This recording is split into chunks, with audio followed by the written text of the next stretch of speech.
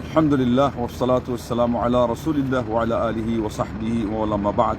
সম্মানিত দর্শক শ্রোতা, ভালো মৌসুম চলে যাওয়ার পর আমাদের একটা গুরুত্বপূর্ণ বিষয় স্মরণ করা উচিত হয়, সেটা হলো আমল বিনষ্টকারী জিনিস কী।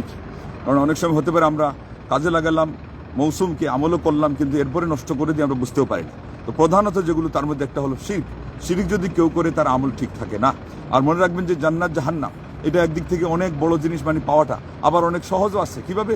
এক মহিলা, সে হলো আপনার কি ছিল, খারাপ চরিত্র সম্পন্ন মহিলা ছিল, ওইটা দিয়ে তার উপায় মানে ইনকামের ব্যবস্থা করতো সে পাপের মাধ্যমে। সে কুকুরকে পানি পান করে জান্নাতে চলে গেল। আবার আরেকজন মহিলা, সে বিড়ালকে কষ্ট দিয়ে জাহান্নামে চলে গেল। এই জন্য এটাকে তুচ্ছ মনে করতে নেই। এটাও বুখারীর হাদিস। আমল বিনষ্টকারী প্রথমটা হলো শিরক। আল্লাহ নবী সাল্লাল্লাহু আল্লাহ বলছেন, তুমি যদি শিরক করো তোমার সমস্ত আমল নষ্ট হয়ে যাবে এবং তুমি ক্ষতিগ্রস্ত হয়ে যাবে। সূরা জুমারের 65 নম্বর আয়াত। 2 নম্বর হলো রিয়াকারী। যদি মানুষ দেখানো হয়, ইমাম ইবনে রাজব কি বলছেন, আগেও রিয়ার থেকে মুক্ত থাকতে হবে, আমল করা অবস্থায় থাকতে হবে, পরেও থাকতে হবে।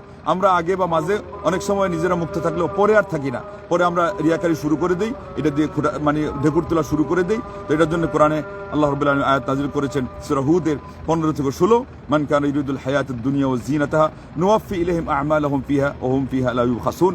এই আয়াত থেকে এবং এর পরে যে আয়াত আসছে 15 এবং 16, যে তাদের আমলটা বাতিল হয়ে গেছে, হাবিতা মা সানাউ ওয়া বাতিলুম মা কানু ইয়ামালুন, সব বিনষ্ট হয়ে গেছে এবং তারা যা করতো এটা বাতিল হয়ে গেছে।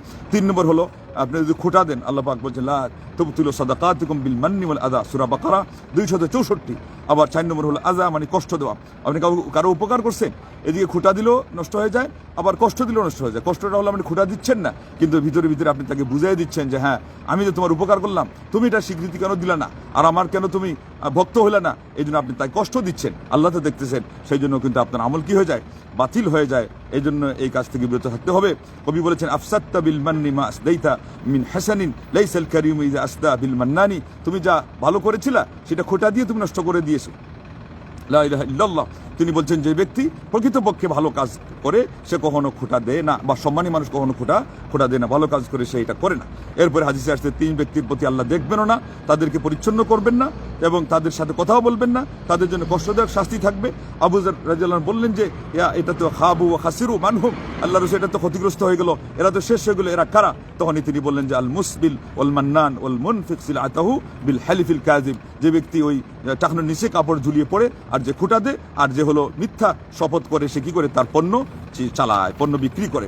4 নম্বর, আর ভালো করে খেয়াল রাখবেন, সেটা হলো এই যে না, এখানে 4টা হয়ে গেল। 5 নম্বর হলো আপনার আসরের সালাত বাদ গেল। একটা হাদিসের মধ্যে আসছে কি ফাকাদ হাবিতা আমালু, যে ব্যক্তি আসরের সালাত ছেড়ে দিল তার আমল